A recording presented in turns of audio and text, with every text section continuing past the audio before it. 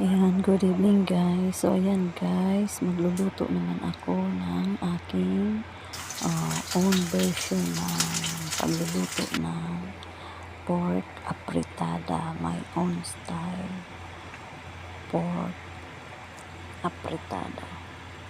Ayan. Prito ko muna dyan yung patatas. Tapos pagka-prito ko, hinango ko muna. Tapos mag-isa muna ako ng bawang, sibuyas. Ayan. Mix ko muna yung bawang, sibuyas. Saka ko nilagay yung karneng baboy. Halo-halo. Tapos ilalagay ko na dyan yung pinrito kong patata.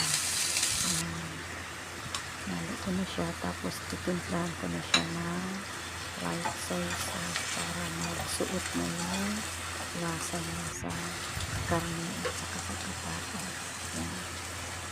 Tapos nilagay ko na din dyan yung ketchup. Ketchup yung nilagay ko dyan. Yan, mikos ko na.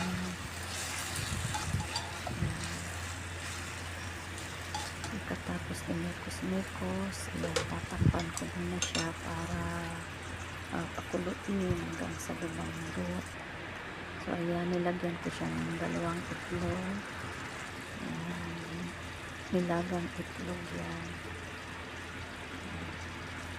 Tapos yan, malapit ng maluto. Ganyan